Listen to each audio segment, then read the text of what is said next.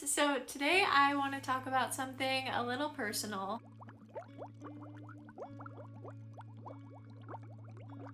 Going to the hospital when you have POTS. If you've ever rushed to the hospital for scary symptoms, or you were confused on whether or not you should go to the hospital, this video is for you.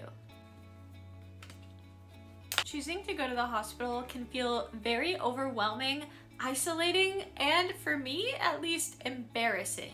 I'm here to remind you that you're not alone and you deserve care. Let's talk about it.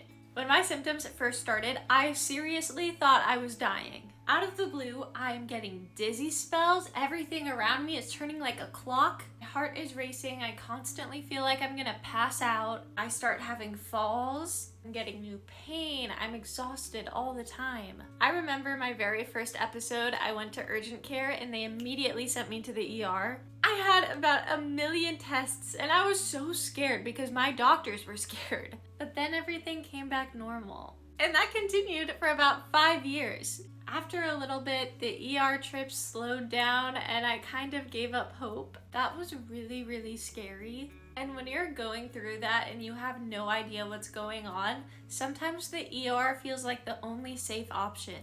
And honestly, I think it is. One thing that's been really hard is how cruel people can be online. I recently went to the hospital, not even for POTS, it was for another issue. And I started seeing comments like, POTS isn't an emergency, you're wasting resources. And listen, I get that it's incredibly frustrating to see how overcrowded the ERs are, but also, POTS can cause emergencies. Severe dehydration, passing out, the falls from passing out, dangerously fast heart rates that aren't coming down. I know a lot of people with POTS have MCAS. Maybe they're having an allergic reaction. These things need real medical attention. Even if it's just a flare and your heart is racing and you feel like you can't stay conscious, you can't sit up, that feels like an emergency, and that's a valid feeling.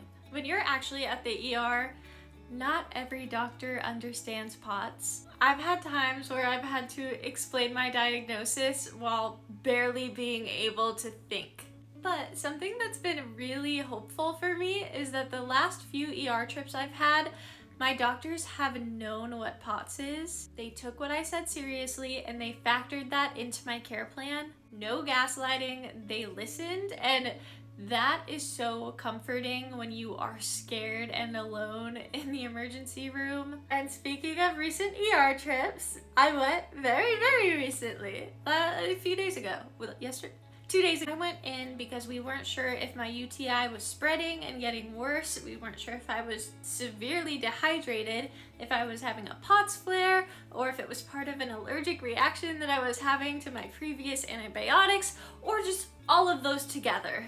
And I had a drink, a migraine cocktail. Okay, that's not an actual drink, but 0 out of 10, would not recommend. I had a terrible reaction to it. I immediately had a panic attack. My heart rate went from 100 to 160 in 2 seconds, but my care team was amazing. They stepped in, they did an EKG because my heart rate wouldn't slow down. They sat with me and listened to me and did some deep breathing with me. I won't forget this because this is something I tell myself when I'm in a bad flare-up, but the nurse sat down with me and he said, "Don't worry, this is going to pass. This feeling, it's not gonna last. You'll probably only feel like this for 10 to 15 minutes. For now, let's do some deep breathing together." He opened up a puke baggie for me and that scared me a little more because I'm terrified of throwing up, and I was like, "Alright, do you think I'm gonna puke?" Anyways, I am very grateful and thankful for everyone that helped me. Kindness matters, and there are really good doctors and nurses out there. But before all of that craziness, they had given me IV meds, pain meds, nausea meds, and then sent me back to the waiting room with a blanket. And I made a post about it on TikTok, not complaining. Some people in my comments were very upset with me, thinking that I was mad. I wasn't mad at all. Everyone was doing their best. Triage means taking the sickest people first, and I completely understand that.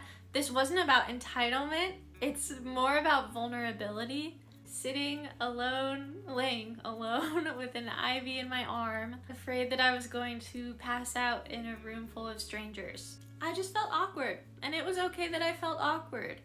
I wanted to share some quick tips if you have POTS or another chronic illness and need to go to the ER. First, prepare ahead of time and have your medical history saved in your phone. Diagnoses, meds, allergies. It's hard to remember everything when you're overwhelmed. Bring some comfort items. I wish I did that the last time because when I was having that panic attack, I felt trapped. Bring a blanket, bring a hoodie, you might get cold.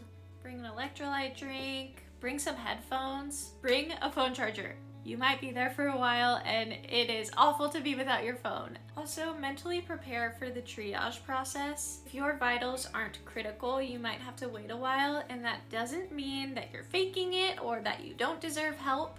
They're just following protocol. I want to leave you with this. You are not dramatic, you're not a burden, and you are not wasting anyone's time. You are advocating for your health, and that is very brave.